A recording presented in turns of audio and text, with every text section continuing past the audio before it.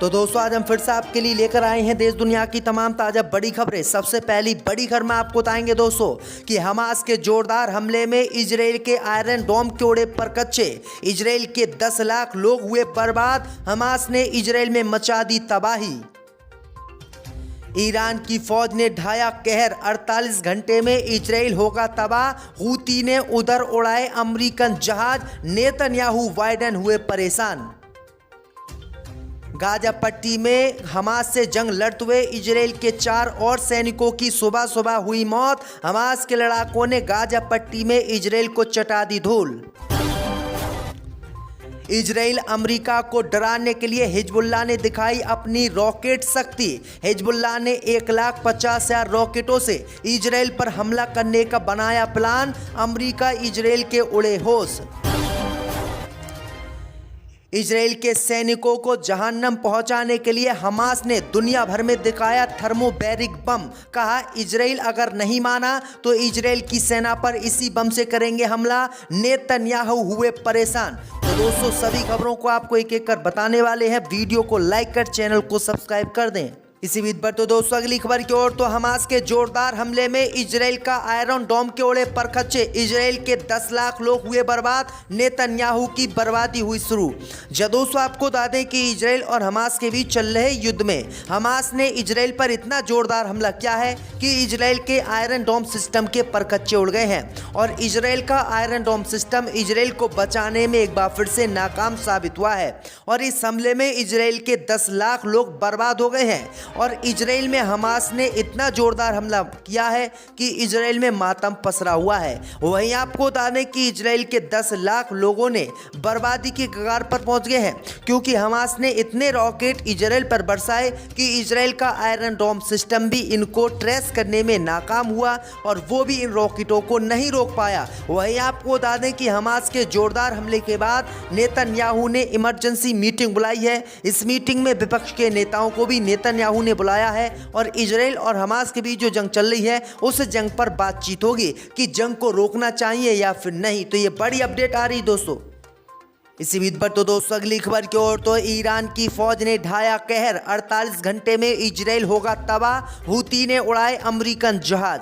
जब दोस्तों आपको बता दें कि इजराइल और हमास की जंग में अब ईरान की एंट्री हो गई है। खबर सामने निकल कर आ रही दोस्तों कि ईरान की फौज 48 घंटे में इजराइल को तबाह करने का प्लान बना रही है।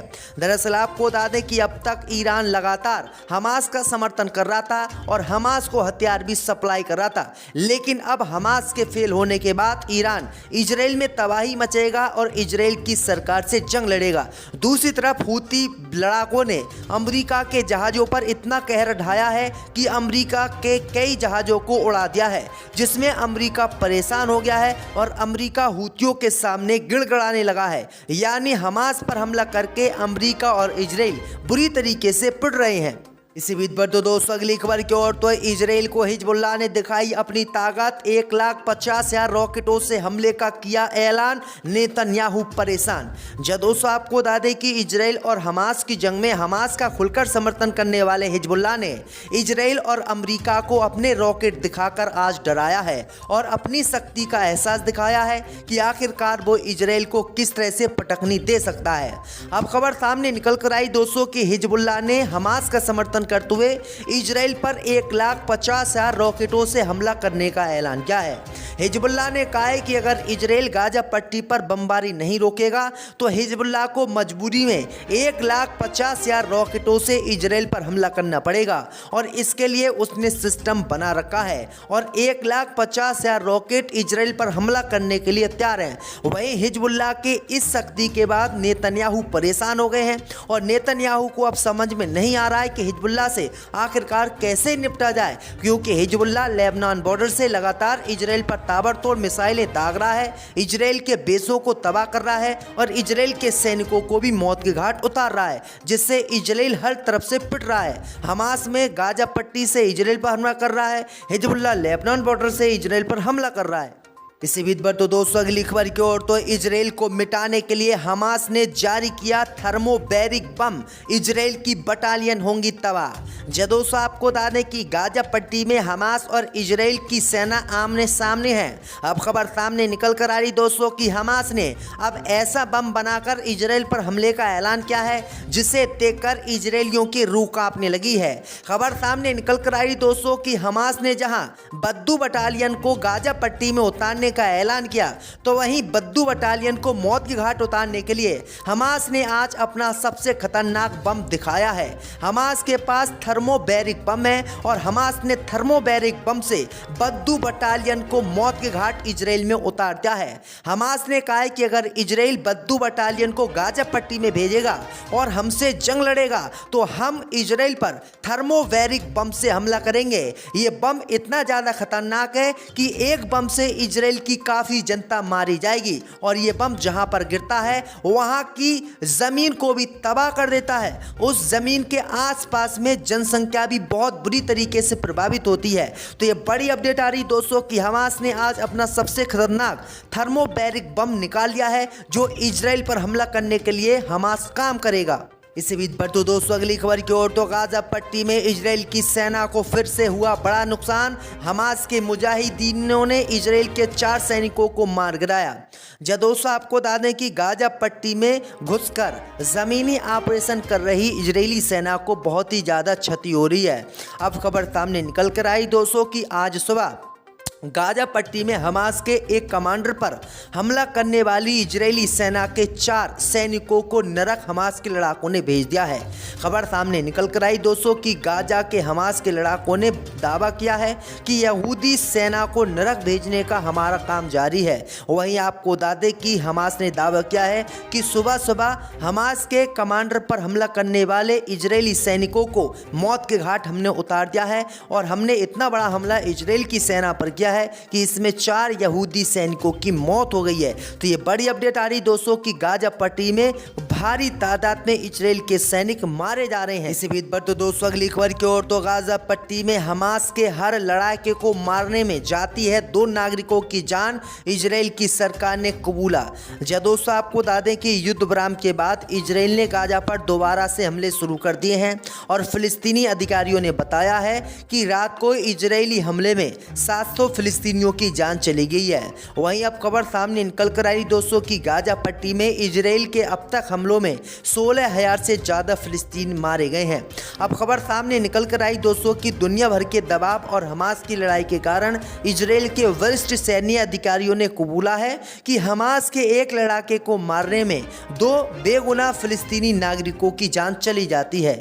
इसके साथ ही उन्होंने कहा है कि इजरायली सेना नागरिकों की मौतों को कम करने के लिए उच्च तकनीक मैपिंग सॉफ्टवेयर पर काम कर रही थी। कई मीडिया रिपोर्टों में दावा किया गया है कि गाजा में अब तक हमास के 5,000 लड़ाके मारे गए हैं। इजरायली सेना के अधिकारियों ने इसके जवाब में कहा कि ये आंकड़ा कमोबेशी सही नहीं है।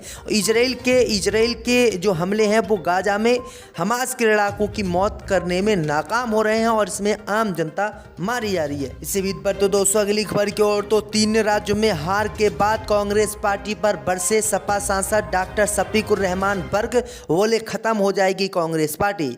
दोस्तों आपको बता दें कि अपने बयानों को लेकर अक्सर सुर्खियों में रहने वाले समाजवादी पार्टी के सांसद शफीकुर रहमान बर्क ने कांग्रेस पार्टी पर बड़ा बयान दिया है। तीनों राज्य में कांग्रेस को मिली करारी हार पर सपा सांसद ने कहा है कि अगर कांग्रेस यहां नहीं जीत पाई तो उनका 2024 के चुनाव में भी कुछ नहीं होगा। उन्होंने कहा है कि कांग्रेस की कहानी खत्म हो जाएगी। शफीकुर रहमान बर्क का यही सवाल है कि राजस्थान, छत्तीसगढ़ में कांग्रेस पार्टी की सरकार थी, तब भी वो चुनाव यहां पर हार गई और मध्य प्रदेश में भी हार गई। अगर 2024 के चुनाव को देखा जाए तो कांग्रेस पार्टी जब इन राज्यों में चुनाव हार रही है तो 2024 में क्या वो चुनाव जीत पाएगी? अगर चुनाव नहीं जीत पाएगी तो कांग्रेस पार्टी भारत से खत्म हो जाएगी। ये बातें शफीकुर रहमान बर्क ने कही हैं। अब कांग्रेस पार्टी इनके बयान पर क्या प्रतिक्रिया देती है ये देखना होगा। इसी बीच पर तो दोस्तों अगली खबर की ओर तो तेलंगाना में वायुसेना का विमान हुआ दुर्घटनाग्रस्त, मौके पर 2 पायलटों की मौत। दोस्तों आपको बता दें कि तेलंगाना के डिंडीगुल स्थित वायुसेना अकेदमी का पिलास्टस ट्रेनर विमान दुर्घटनाग्रस्त आज हो गया है।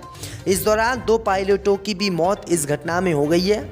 मिली जानकारी के मुताबिक आपको बता दें कि हादसा सुबह करीब 8:55 पर तेलंगाना के मेडक जिले के तूप्रांत शहर में हुआ है। पायलट में एक प्रशिक्षक, एक कैडेट है। प्राप्त जानकारी के मुताबिक आज सुबह AFA हैदराबाद से नियमित प्रशिक्षण उड़ान के दौरान पिलाटस PC-7 MK2 विमान दुर्घटनाग्रस्त हो गया। इस संबंध में एक अधिकारी ने बताया है कि इस घटना में 2 पायलटों की मौके पर ही मौत हो गई है।